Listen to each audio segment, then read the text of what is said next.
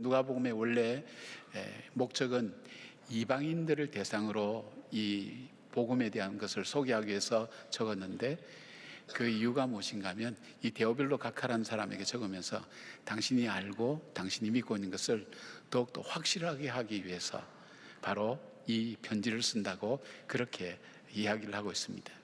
그래서 누가는 누가복음으로 끝나지 않고 이 복음 안에서 제대로 예수를 믿었던 제자들이 사도행전에 가서 예수님이 승천하시고 난 이후에 어떻게 그들이 살면서 기독교의 역사를 이어왔는가를 기록하는 것에 초점을 두고 이 말씀을 적고 있습니다. 그렇다면 오늘 저와 같은 생각을 혹시 갖고 있는 분이 있다면 오늘 이 말씀을 좀 눈여겨봐야 될 필요가 있는 것이, 오늘 누가복음의 이 9장의 사건은 굉장히 중요한 사건입니다. 누가복음의 핵심이라고 누가복음을 연구하는 사람들이 얘기를 많이 합니다. 그 중에서 예수님께서 변화산에서의 변화되신 이 경험이라고 하는 것은 제자들의 삶에 많은 영향을 미쳤습니다. 그러면서 변해가는 제자들의 모습을 바라보게 됩니다. 성숙해가고 온전한 회심으로 되어져가는 과정을 보게 됩니다. 그렇다면 이 과정들을 우리가 지켜보면서 나의 삶 속에도 온전한 신앙이 되기 위해서 이분들처럼, 이 제자들처럼 이런 경험들과 이런 체험들이 나를 하나님 앞에 좀 더 가까이 가게 하는 귀한 단초라 그럽니까? 어떤 실마리 같은 것을 우리에게 제공해 주고 있습니다. 이 말씀을 우리가 함께 나누면서 내 신앙도 성숙했으면 좋겠다, 또 정말 도망자가 순교자로 변하듯이 내 삶에 변화를 일으키고 말씀을 따라 새롭게 살아가는 삶을 살겠다, 그런 마음을 가지고 오늘 말씀을 함께 보았으면 좋겠습니다. 자, 내 삶이 온전하게 성숙하기 위해서 가져야 될 삶의 첫 번째가 있다면 예수님께서 그리스도이심을 믿는 고백의 삶을 사는 것입니다. 오늘 28절 보니까 이 말씀을 하신 후 8일쯤 되어 예수께서 베드로와 요한과 야고보를 데리고 기도하시러 산에 올라가서 기도하실 때에 용모가 변화되고 그 옷이 휘어져 광채가 나더라. 32절 보니까 베드로와 및 함께 있던 자들이 깊이 졸다가 온전히 깨어나 예수의 영광과 및 함께 선 두 사람을 보더니, 그렇게 되어 있죠. 이 말씀을 하신 후 8일쯤 되었다라는 것은 뭐냐면 이 앞에 사건을 얘기합니다. 즉 예수님께서 이 제자들을 데리시고 따로 기도하러 가셔서 제자들에게 묻습니다. 사람들이 나를 누구라 하느냐 물을 때에 아는 대로 대답합니다. 그런데 예수님의 관심은 그러면 너희는 나를 누구라 하느냐 할 때에 바로 이 베드로가 이 말씀에 대답하죠. 이걸 마태복음은 좀 더 자세히 기록하고 있습니다. 주는 그리스도시요, 수라고 하는 인칭입니다. 당신은 그리스도시요, 살아계신 하나님의 아들입니다. 그 고백을 합니다. 예수님께서 바로 고백했다고 칭찬하죠. 이 고백의 의미가 뭐냐면, 지금 예수님 나와 함께 같이 밥도 먹고 같이 다니고 말씀도 듣고 같이 다니고 있는 바로 인간 예수, 그러니까 선지자 중에 한 사람이라고 생각할 수 있겠죠. 인간 예수, 당신이야말로 구약 성경에 예언했던, 하나님이 약속하셨던 그 메시아라는 것을 내가 믿습니다는 고백입니다. 이게 사실 굉장히 어려운 고백이죠. 그래서 주님께서 뭐라고 칭찬했죠? 이를 알게 하는 것은 너가 아니라 그랬어요. 하나님께서 너에게 알게 하셨다 그랬어요. 신앙 고백을 하겠다는 거예요. 그러니까 굉장히 놀랄만한 고백을 한 거예요. 자기도 하고 베드로가 자기도 고백하고 놀랐을 것 같아요. 주변의 제자들도 아마 놀랐을 것입니다. 그런데 지금 눈앞에 나타난 장면이 신비로운 장면입니다. 바로 그 예수님이 변화되어서 새롭게 되어서 바로 율법의 상징인 모세, 선지자의 상징인 엘리야와 함께 변화된 모습을 보고 있는 겁니다. 쉽게 말하면 하나님의 인자하심을 체험하는 겁니다. 하나님 임재하시는 걸 체험하는 겁니다. 내가 고백한 것이 맞구나. 바로 저 예수님이 하나님의 아들이구나. 그리스도 되시는구나. 그리스도라는 것은 뭐냐면 여러분 알다시피 기름을 붓다라고 말씀드렸는데, 여러 번 제가 말씀드렸죠. 이스라엘 백성이 자기의 삶과 관련된 직업의 사람을 세울 때는 기름을 부어서 세운다고요. 왕과 제사장과 선지자인데, 저분이 우리가 기다렸던 참 왕이구나, 우리가 참 경배할 분, 우리를 보호해 줄 분, 예수님이 바로 그분이구나. 그리고 예수님이 참 제사장이구나, 우리의 죄를 사해 주시는 제사장이구나. 그리고 선지자, 하나님 말씀을 대언하는 참된 선지자구나. 저번 말씀 곧 하나님 말씀이구나. 바로 이것을 다른 말로 바꾸고 메시아예요. 이 그리스도, 메시아라는 뜻이에요. 그 예수님이 바로 그 메시아라는 것을 확인하는 거예요. 왜요? 모세는 율법의 상징이죠. 바로 엘리야는 선지자의 상징이죠. 성경에 율법과 선지자의 말씀들을 하는 것은 구약 성경 전체를 말하는 겁니다. 바로 저분이, 바로 내가 알던 그 예수님이 하나님이 말씀하신 선지자와 율법을 통해서 우리에게 말씀하셨던 바로 우리를 구원해 주실 그 구세주 되신다는 것, 그것을 발견하고 놀라는 겁니다. 그래서 얼마나 황홀했던지 주님 여기에서 집을 세 채를 짓고, 하나는 주님을 위하여, 하나는 모세를 위하여, 하나는 엘리야를 위하여 집을 짓고 여기 살았으면 좋겠습니다 하는 황홀한 그 경험을 얘기하죠. 이걸 영어로 말하면 피크 익스피리언스라고 얘기하는데, 극단 체험이라고 얘기하는데, 우리가 특별히 영적인 체험을 할 때 이런 경험을 하는 경우들이 많습니다. 그런 면에서 여러분, 은사라는 것, 방언이라든지 예언이라든지 신유의 역사, 또 하나님 음성을 듣는 이런 체험들은 우리 삶에 우리가 믿고 있던 것을 확인시켜 주는 거예요. 아, 하나님이 살아계시는구나. 하나님이 나를 팽개치지 않고 나를 구속하시는구나. 하나님이 이 세상의 많은 사람들 중에 나를 귀하게 여기시구나. 사랑할 사람이 나밖에 없는 것처럼 그렇게 사랑하시는 것을 확신하고 확인하는 계기가 된 거예요. 여기 이 변화산의 사건이 일어난 다음에 요한복음 1장 14절에 사도 요한은 이렇게 고백합니다. 말씀이 육신이 되어 우리 가운데 거하심에 우리가 그의 영광을 보니 아버지의 독생자의 영광이요 은혜와 진리가 충만하더라. 그렇게 합니다. 훗날 베드로는 베드로후서 1장 17절부터 18절까지 이 사건에 대해서 이렇게 얘기합니다. 지극히 큰 영광 중에서 이러한 소리가 그에게 나기를, 이는 내 사랑하는 아들이요 내 기뻐하는 자라 하실 때에 그가 하나님 아버지께 존귀와 영광을 받으셨느니라. 이 소리가 우리와 그와 함께 거룩한 산에 있을 때에 하늘로부터 난 것을 들은 것이라고 소개하면서 이 사건이 자기의 생애와 삶에 어떤 영향을 주었는가, 얼마나 큰 영향을 주었는가를 고백하고 있습니다. 이제부터는 예수님을 볼 때 그렇게 단순하게 인간 예수만 보진 않겠죠. 이 고백을 따라서 그렇게 살겠죠. 여러분 중에도 예수를 믿게 될 때 특별한 체험을 하시고 예수 믿는 분들을 종종 봅니다. 정말 신의 임재하심, 하나님의 임재하심을 경험했던 바로 그것을 통해서 자기의 생각도 접고 경험도 접고 다 내려놓고 예수님을 나의 구세주와 주님으로 받아들이고 살아가는 사람을 볼 수 있다는 것입니다.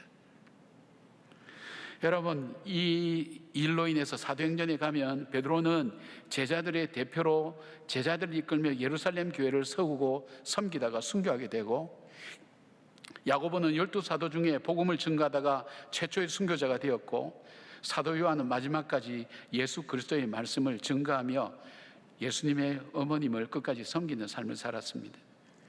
하나님의 임재하심을 체험했던 이들, 자신들의 삶 속에서 예수께서 그리스도 즉 구세주와 주님 되심을 끝까지 증거하는 증인으로 살았던 것을 말합니다. 그렇다면 오늘 그 제자들이 아니라 오늘 우리는 어떻게 살아야 될까요? 하나님이 육신이 되어 인간의 몸을 입으시고 우리 가운데 거하시는 것을 체험한 그 제자들처럼 동일하게 약속하신 그 하나님은 하나님 말씀하신 대로 오늘 성령으로 우리 가운데 거하셔서 역사하시는 하나님의 임재하심을 의식하며 살아가는 삶을 말합니다. 우리가 예배를 드리지만 그냥 단순히 드리는 예배가 아니라 이 자리에 하나님이 약속하신 대로 성령님이 임재하시고 내 마음과 내 삶을 주관하고 계신다는 그 믿음의 하나님 임재의식을 가지고 예배를 드린다는 겁니다. 이 구원의 확신이 있는 분들, 이 확신이 있는 분들, 하나님께서 약속하신 대로 예수님이 구세주라는 사실을 발견했던 그 제자들처럼 오늘 말씀하신 대로 성령께서 언약하신 대로 나와 함께 하시고 나로 하여금 말씀을 깨닫게 하시고 나에게 죄의 길로 가지 않도록 나를 붙드시고 인도하시는 분이라는 것을 범사에 인정하고 그렇게 살아가는 삶을 연습할 때에 그것이 바로 예수님께서 나의 구세주 되심을 고백하는 삶이 되는 겁니다. 그렇게 할 때에 한 걸음 한 걸음씩 우리는 주님께로 더 가까이 가는 성숙한 신앙인이 될 줄로 믿습니다. 두 번째로 온전한 신앙이 되기 위해서는 예수님의 말씀을 들어야 됩니다. 35절에 보니까 구름 속에서 소리가 나서 이르되 이는 나의 아들 곧 택함을 받은 자니 너희는 그의 말을 들으라 하고, 여기에 너희는 그의 말을 들으라는 이 헬라어 아우투 아쿠에테라고 하는 이 말은요, 그 뉘앙스가 좀 독특한 단어입니다. 단순히 그의 말을 들으라는 것뿐 아니라 그의 행동 일거수일투족에 촉각을 곤두세우고 그의 말을 들을 뿐 아니라 모든 것을 철저하게 순종하고 따르라는 그런 말씀입니다. 그런데 이 말씀이 신명기 18장 15절에 모세의 말과 그 배열과 단어가 동일하게 일치합니다.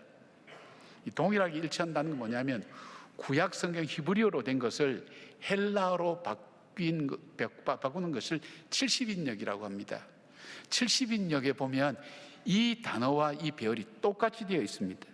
신명기 18장 15절에 모세의 말 보면 내 하나님 여호와께서 너희 가운데 내 형제 중에서 너를 위하여 나와 같은 선지자 하나를 일으키리니 너희는 그의 말을 들을지어다. 바로 이것이 누가복음 9장 35절과 동일하다는 것입니다. 여러분, 신명기에서는 여러분이 잘 아시죠? 이스라엘 백성이 광야 40년을 살고 모압 평지에서 모세가 이스라엘 백성들을 모아놓고 지난 광야 40년의 삶을 신앙적으로 영적으로 해석을 해주고 재해석을 하죠.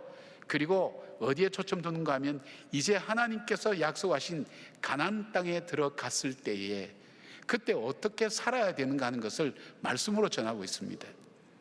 그 말씀 속에서 이 모세가 그의 말을 들으라, 하나님이 일으킨 선지자의 말을 들으라, 이 말은 뭐냐면, 이 말씀을 들으라면 새로운 곳에 갔을 때에 알지 못했던 우상들, 우상이라고 생각하지 않았던 우상들, 새로운 문화들, 새로운 풍습들 다 좋아 보이고 합당하게 보이고 그리고 옳게 여겨진다 할지라도 그것을 따라가지 말라는 거예요. 그것을 강조하고 있는 거, 말씀하고 있는 거예요. 바로 그곳에 가서 하나님 말씀을 믿고 그 말씀대로 행하고 순종하라는 것을 말씀하고 있는, 그 말씀을 오늘 누가는 바로 그것을 똑같이 그 기록을 하고 있는 거예요. 주님께서 오늘 이 예루살렘으로 올라가는 십자가를 앞두고 주님께서 오늘 이 가나안 이 변화산에서의 이 체험을 이 제자들에게 하시는 이유가 뭘까요? 하나님께서 십자가를 앞두고 사람이 위기를 만나면 사람이 달라지거든요. 사람이 소유가 달라지거나 입장이 달라지거나 위치가 달라지거나 상황이 달라지면 사람은 흔들리게 돼 있어요. 십자가를 앞두고 예수님께 잡혀서 고난을 당하고 십자가에 잡혀서 부활하시는 이 모든 과정 속에서도 너희 판단과 너희 생각과 너희 옳다고 생각된 대로 하지 말고 예수님께서 하시는 말씀을 들으라는 거예요. 그 말씀에 촉각을 세우고 그 말씀대로 순종하고 그 말씀을 따르라는 것을 주님께서 오늘 말씀하고 있습니다.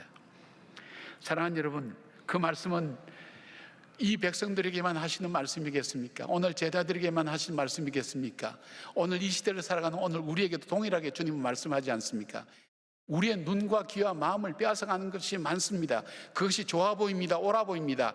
그것이 아니라 하나님께서 주시는 새로운 그 말씀을 따라 살아가는 거예요. 정말 귀중한 것, 내 생명과 내 미래를 위해서, 내 영혼을 위해서 소중한 것들을 귀하게 여기지 않는 세상에 우리가 살고 있다는 거예요. 그의 말씀을 들으라. 주님께서 이 요한복음 21장 이 실패하고 배신한 베드로를 찾아가서 베드로야, 너는 열심히 살았는데, 잘 살았는데 너가 실패한 이유가 뭔지 아니? 주님이 이것을 암시적으로 알려주시는 거예요. 이 사건은 누가복음 5장에 나옵니다. 그날도 베드로는 이상하게 밤새도록 고기를 잡았지만 고기 한 마리 잡지 않고 그물을 거둘 때에 예수님께서 오셔서 말씀합니다. 목수인 예수님, 알려지지 않았을 때에 깊은 데로 가서 그물을 던져라. 자, 해가 뜰 때고 깊은 데는 고기가 없습니다. 그러니까 베드로가 자기 경험상 지식사, 자기는 바다에서 잔뼈가 굵어진 사람이에요. 그런데 베드로가 이렇게 얘기합니다. 이 누가복음 5장 5절에 이런 말을 합니다. 시몬이 대답하여 이르되 선생님, 우리들이 밤이 새도록 수고하였으되 잡은 것이 없지만은 말씀에 의지하여 내가 그물을 내리리다. 굉장히 중요한 표현이에요. 이것은 베드로의 일평생을 붙잡았던 말씀이에요. 그것이 요한복음 21장에서 다시 살아나는 거예요. 말씀에 의지하여. 베드로야, 너가 실패한 이유는 뭐니? 실패를 거듭할 때 말씀에 의지하여 너가 그물을 내렸을 때 고기를 잡지 않았니?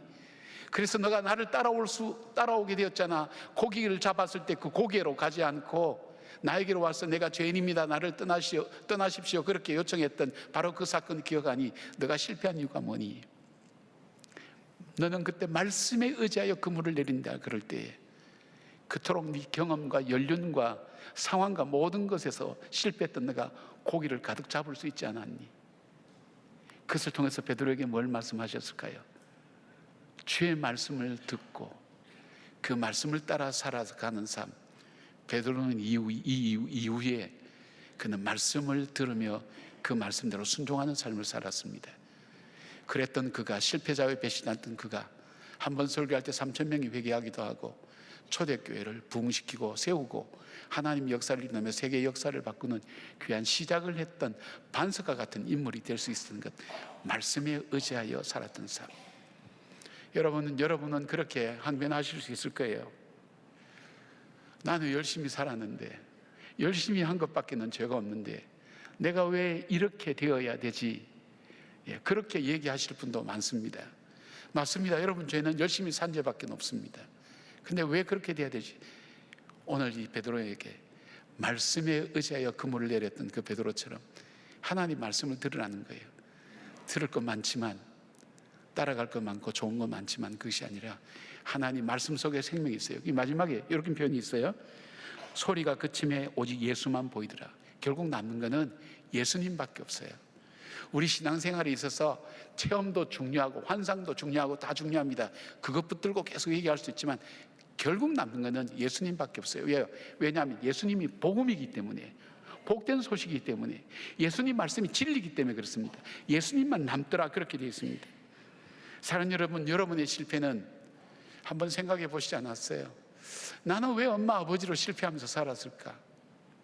왜 우리 부부는 이 실패하면서 이 가정이 왜 이렇게 됐을까? 나는 왜 내 사업에서, 나는 인간관계에서 왜 실패했을까 할 때 여러분 한 번만 더 생각해 보시면 말씀에 의지하여 그물을 내린다는 그 말씀, 베드로의 그 고백처럼 말씀을 따라서 내 삶을 바꾸어 가는 삶, 그렇게 다시 한번 살아보지 않겠습니까? 말씀에 의지하여 살지 않았던 그 결핍함이 여러분의 실패를 낳았다고 생각해 보신 적 없습니까? 말씀에 의지하여 환경과 여건과 입장과 모든 것이 바뀌어도 그 말씀을 따라서 살아가는 것, 그래야 마귀가 바꿔놓은 그 가격표에 따라서 살지 않고 그 가치에 따라서 살 수 있는 거예요. 진리에 따라 살아갈 수 있는 거예요. 주님의 말씀에 의지하여 그물을 내렸던 베드로의 그 순종함이, 말씀의 순종함이 오늘 저와 여러분의 삶에도 있고, 말씀에 의지하여 살아가는, 하나님 말씀을 듣는 저와 여러분들 되기를 축복합니다. 아멘. 세 번째로 온전한 신앙은 어떻게 해서 이루어지는가? 예수님의 구원의 은혜를 기억하며 사는 것입니다. 30절 31절 보니까 문득 두 사람이 예수와 함께 말한 이는 모세와 엘리야라, 영광 중에 나타나서 장차 예수께서 예루살렘에서 별세하실 것을 말할세, 그렇게 되어 있습니다. 지금 제자들이 변화산에서 예수님께서 변화하시고 모세와 엘리야와 함께 계신 그 광경을 이들이 졸다가 깨어나서 보니까 놀랄만한 광경을 본 거예요. 예수님의 얼굴이 휘어지고 변화되고 새롭게 됐는데, 이 변형됐다 이 말은 단순히 이 변형되는 외형만 변화된 것이 아니라 그 내면의 근본적인 변화에서 나타나는 외형의 모습을 얘기합니다. 이것이 원래 예수님의 모습입니다. 그 예수님이 하나님이신 그 예수님이 육신의 몸을 입고 인간이 되어서 우리 가운데 오신 그 예수님이 거기에서는 하나님의 모습을 드러내는 거예요. 얼마나 신비로운 모습입니까? 얼마나 놀랄 만한 일입니까? 그런데 이 변화의 의미, 이 변화산에서의 이 의미를 이 제자들이 알았을까요? 몰랐습니다. 사도행전 3장 18절 보면 바로 이 누가가 이렇게 얘기합니다. 그러나 하나님이 모든 선지자의 입을 통하여 자기의 그리스도께서 고난 받으실 일을 미리 알게 하신 것을 이와 같이 이루셨느니라, 그렇게 말씀합니다. 제자들은 몰랐지만 이 변화산에서의 이 체험이 오늘 저와 여러분의 운명과도 직결되는 귀중한 이 놀라운 어떤 분기점이 되는 놀라운 사건입니다. 31절에 영광 중에 나타나서 장차 예수께서 예루살렘에서 별세하실 것을 말할새 있는 짧은 구절 속에 누가는 엄청난 내용을 담고 있습니다. 여기에 세 가지 헬라어 단어를 사용했는데 좀 어렵지만 설명해 볼게요. 먼저 에멜렌이라는 이 단어입니다. 이것은 장차 뭐뭐 하실 거다 할 때 막연한 미래를 얘기하는 표현은 아니에요. 이 단어는 확실하게 이루어질 것에 대한 것을 이야기하는 그런 표현이에요. 쉽게 말씀드리면 가까운 미래에 예수께서 예루살렘에서 십자가를 지시고 인류의 죄를 대속하시는 사건이 반드시 이루어질 것을 강조하는 이야기를 바로 이 두 명 엘리야와 모세와 함께 이야기하고 있다는 것을 강조하고 있는 거예요. 반드시 이루어진다. 예수님께서 십자가에 못 박혀 죽으시며 우리의 죄를 속죄해 주실 것을. 그리고 두 번째 나온 단어가 플레룬이라는 단어인데 우리 성경에는 뭐뭐 하는 것을 이루라고 번역됐습니다. 근데 원래의 의미는 무엇을 채우다, 성취한다, 그런 뜻입니다. 예수님의 죽음은 자연적인 죽음이 아니라 약속된 미래를 향하여 계속 나아감을 통해 궁극적으로 성취되는 의지적 죽음이라는 것을 말씀하고 있습니다. 세 번째 단어는 엑소돈이라는 단어입니다. 이 별세라고 번역됐는데 아주 잘못된 번역입니다. 원어의 의미를 잘 설명해 주지 못하고 있습니다. 이 단어의 원어는 엑소도스, 즉 무엇으로부터 벗어난다는 의미지만 우리가 잘 알고 있는 것은 출애굽을 뜻하는 단어로 사용됩니다. 이스라엘 백성은 엑소돈, 엑소도스 이러면 출애굽을 기억합니다. 그들은 역사를 그거 기억하는 거예요. 누가는 이 단어를 사용하면서 이스라엘의 출애굽을 염두에 두었을까요? 여러분 잘 아는 것처럼 6월절에 일어났던 일들을 알지 않습니까? 어떻게 했습니까? 주님께서 양을 잡아서 그 양의 피를 가지고 이 문설주와 임방에 바르라 그랬죠. 어린 양의 피를 우슬초에 묻혀서 임방과 문설, 양쪽 문설주에 바르라 그랬어요. 그 밤에 죽음의 천사가 지나갈 때 그 어린 양의 피가 있는 곳은 죽음의 천사가 들어가지 않았어요. 그러나 그렇지 않은 것은 어디든지 짐승이든 어디든 사람이든 맏것은 모두 죽이고 난 다음 그날 바로 이스라엘 백성이 출애굽하게 된 거예요. 이스라엘 백성의 고통과 괴로움과 속박의 자리를 떠나게 된 것은 어린 양의 피로 말미암아 그들이 자유함을 얻은 거예요. 바로 예수 그리스도의 보혈의 피, 예수님께서 십자가에서 그 피로 말미암아 우리에게 참된 자유함이 주어진다는 것을 바로 이 단어를 통해서 표현하고 있는 것을 보게 됩니다. 예수님의 보혈의 피공로지에서 하나님께 나가는 것, 바로 예수님의 피가 아니면, 보혈의 피가 아니면 하나님께 나갈 수가 없는 겁니다. 우리의 일상이 은혜라는 겁니다. 우리가 고민하고 걱정하고 염려해도 우리는 어떻게 돼요? 우리는 구원받은 백성이에요. 예수의 보혈의 피로 우리 죄가 씻음받고 우리에게는 참 소망이 있어요. 그 소망을 가지고 오늘 이 땅을 살아가며 인생이 겪어야 되는 일들을 겪어나갈 때에 낙심할 것이 아니라 우리가 정말 은혜 가운데 살고 있구나 하는 것을 깨닫게 되는 겁니다. 주님의 은혜의 나무에, 십자가에 나를 묶어서 내 삶을 살아갈 때 내 삶은 가라앉는 삶이 아니라 또 있는 삶이 되는 줄 믿습니다. 그런데 중요한 것이 있어요. 누가가 오늘 우리에게 알려준 중요한 것, 이런 놀라운 변화는 기도할 때 이루어졌다는 것을 우리에게 일러주고 있습니다. 팁으로 주고 있죠. 사랑하는 여러분, 정말 예수 제대로 한번 믿었으면 좋겠다는 생각을 갖고 있습니다. 목사인 저도 이렇게 이 생각이 간절한데 여러분들은 얼마나 간절하겠습니까? 그렇게 하기 위해서 우리가 일상을 통해서 예수님께서 나의 구세주 되심, 그것을 믿고 그 약속하신 그 주님께서 성령으로 우리 가운데 함께 하신다는 것을 믿음으로 고백하며 일상을 통해서 주님과 의논하고 주님과 상의하고 주님께 맡기고 그렇게 살아가는 삶을 계속해서 일상을 통해서 반복하시길 바랍니다. 그리고 들어야 될 건 많지만 예수님의 말씀을 듣고 그 말씀대로 순종하며 베드로처럼 역사를 뒤집어 새로운 역사를 만들어가는, 복음의 역사를 만들어가고 세계사를 다시 쓰는 놀라운 변화, 말씀을 듣고 행하는 그 삶에서 왔다는 것을 기억하면서 여러분의 삶, 쉽게 말하면 팔자를 바꾸기를 원하시면 말씀을 듣고 말씀대로 살아가는 여러분 되기를 바랍니다.